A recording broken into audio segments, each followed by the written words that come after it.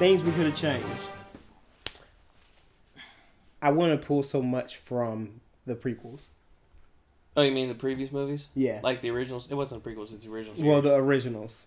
I wouldn't pull that much from them because they basically took bits and pieces from the originals and made that movie. It was almost too much fan fiction-ish. Yeah. You know? But I get what the writers was doing. They basically pulled the first two movies, the best scenes of the first two movies, and kind of... I feel like this movie was kind of like a salute to the old movies. We're going to respect the old movies. We're going to introduce all the new characters and set up the new lines and everything. And with the next movie, I really, really hope they do something completely different. That's not going to feel like a rehash. Yeah, but at the same time, I'm 100% okay with the story. I'm not mad at it in any way, shape, or form. I understand that it's kind of like really, really close, but it's changed in such a way that it's still a story. It's still a new story. But the thing is, they kind of made it, and I haven't seen the movie yet, but I'm going to go see it soon. They said that it's very similar to Creed. Because Creed pulled bits and pieces from the other Rockies. And they made Creed, but they made it its own unique thing. It sounds like you guys are using way, way too many words to say that this movie is the Sprite remix of the Star Wars. First of all, we don't talk about Sprite Remix? Yeah, because Sprite Remix wasn't that good. It's like, are you serious? I didn't like Sprite Remix. Oh my God, no. Yeah. No. What's wrong? No. Why I'm going to let the internet think about this, why I didn't like Sprite Remix. Sprite Remix. Vote now. Vote now. Surge sucks. Get the fuck off my couch. No. I would have made Phasma way more... She was a punk. She had no backstory. She was just there and the silver armor. What makes the silver? Because I've never seen a stormtrooper in silver armor before. They covered that. It's basically she salvaged the Nabootian royal craft and made her armor out of that. Because you got to think though, like after Palpatine was died, he had a after he was killed. He died. He had a contingency plan set up within the Imperium. So when all the shit was going down, when they were going to Jakku to basically regroup and figure out what the hell they're doing, and they're in this big power void, he had fire teams set up. Their whole mission was to go and eliminate like several planets. One of them being Naboo, basically eliminating all of his past and anything that could like figure out where he came from. Okay. So I haven't read the story, so I don't know, but I'm pretty sure that's where Phasma got her armor. She went there and she like salvaged it or made her armor there. Because they were still old school stormtroopers and stuff during that time. So when they were making new armor, they probably made that from there. I mean, the armor still doesn't really do much, apparently. Well, if you have starship plating, well, yeah, at that point, as your armor, it's going to stop. It's going to stop small arms fire. I'm just saying, like, she's the one who dropped the shields. So technically, that she's the bugged reason... me so much. Yeah, that made no You sense. are supposedly the captain of the guard. You are the highest ranking stormtrooper. And you're in decent-ass armor. The only way for them to hurt you is maybe if Chewbacca it was softened you up for about 20 minutes. But the thing that bugged me the most about it is, though, is like, you are 100% bleeding for the First Order. You will die for the First Order. Why didn't you just go, kill me? Just kill me. You're not going to get into the systems without me, so... problem solved. I'm not doing it. I will sit here till the planet blows up. Plot device. Yeah, but still, though, for someone that's so dedicated to the First Order that she was so easily like, yeah, okay, you got a gun in my head. You're never going to succeed. You mean those strike bombers and all the guerrilla fighters everywhere? We're totally not going to succeed, right? But you know what would make it harder for us to not succeed? If you didn't drop those shields. Just saying. And how the fuck can a person access the shield modulation code core, whatever the control panel, from a fucking random ass panel in the facility? There's some fucking security issues going on in the First Order. I feel like that should be like in HQ of the planet. People can access that. You can definitely say that consistent planning and thinking through ideas is not one of their strengths, considering they made 2-person TIE fighters. Okay, I'm going to argue with that on that. I like that idea. The TIE fighter was a disposable strike craft. Yeah, these aren't disposable, though. Yes, they are disposable. They don't have deflectors. Okay, but the fact of the matter, they took a rocket, managed to fall through the atmosphere, and Both pilots survived. And I still call that bullshit. Why? So this was something you Remember we were changed. talking... Yeah. We Yeah. were talking about it No, before. because TIE fighters aren't meant to handle they're meant to handle high G maneuvers. They're not meant to handle extreme temperature variances and stresses. So Yeah, what but That's the reason why they have freaking Star Destroyers. The Destroyers carry them where they need to go. Yeah, but you got to think though. It's the First Order. It's a new army. They probably yes, took but the it's best an parts of it. undirected fall through the atmosphere. It's a ball. It could have just rolled.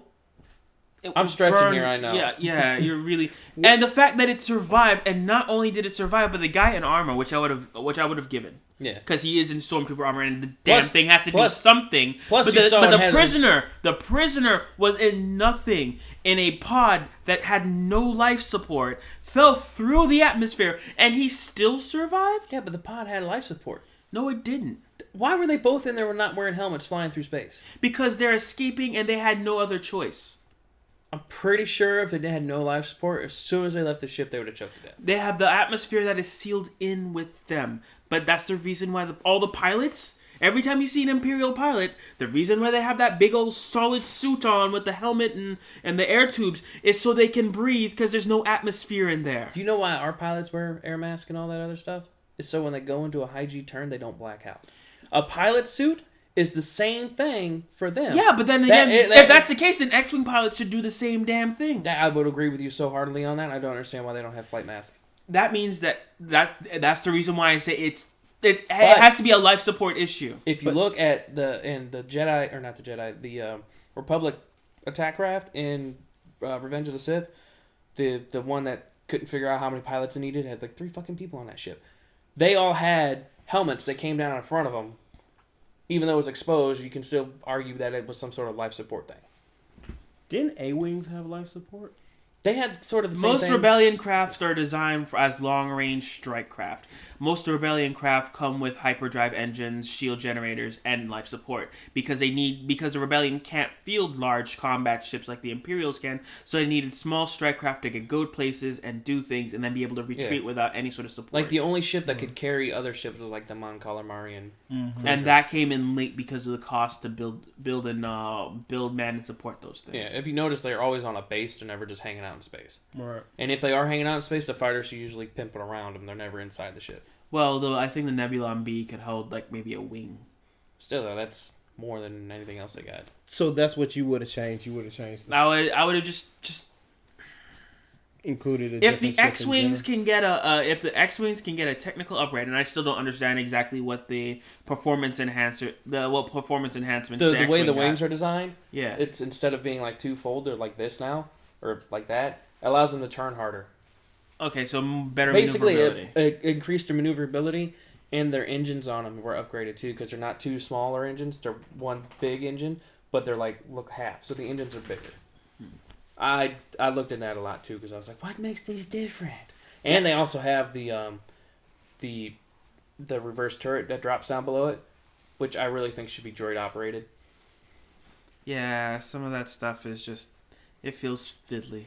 I feel like that was kind of like a good idea, but at the same time, I feel like you could have used it more, especially when like you're flying and a TIE fighter's coming up your ass. But what you're gonna have to think about is power consumption. True. So really, y'all are just on the technical issues, Like, Not because you can't really. well, and some of the plot holes. Yeah, the plot holes, the big plot hole with Phasma aggravated me the most. Yeah.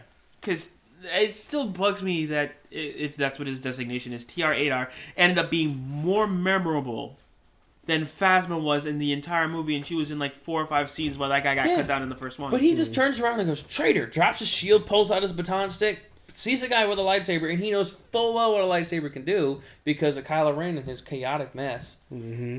And just goes at him. And he literally... Yeah.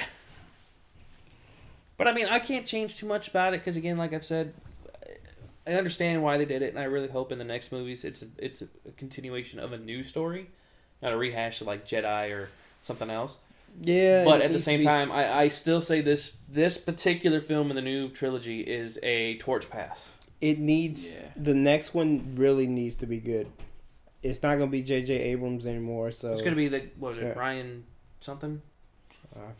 I thought it was Garth Edwards. Or is he doing? I don't know. Like it's changed like 3 times every time I look at it. So I'm hoping somehow J.J. Abrams gets his hands back in it. as executive producer or something along that. Yeah, but somebody But else it's is the gonna same have to writers. It's the same writers. So we shouldn't be that too far off the mark. It's all about editing in that case. Yeah. Editing and direction. But what else? I don't know. Like the entire when I really sit back and I think about it, I remember seeing I remember some of it's this is really really cool. I like it's almost like Tron, where Tron The remake or the original? the remake where the if you sit down and watch Tron, you're like, man, a lot of this is cool. But it's the same stuff rehashed. Yeah, there's nothing. Well, it's new because here. In the Tron universe, especially, it's the first movie. You had to set up that whole world and explain how everything works. In that new one, you've already got that out of the way. You can do whatever you want. It's basically like if you got a brand new video game, brand new everything. Here you go. We're going to tell you the story. We're going to give you everything in this game, and then the next one, we're going to improve on that. You don't have to go into such detail over how things are the way they are, and you can spend more on improving this or improving that. Mm. Remember, the first one is always the most complicated one because you have to establish the rules of the universe. But that's basically what I'm saying is that at the end of the day, when I sit back and rethink about the movie, I don't remember it with I remember the Raid 1 and Raid 2, and I get a feeling of hype when I think about it. Right, I remember enjoying it when I saw it, but as far as recollections, I get a steady meh. Yeah.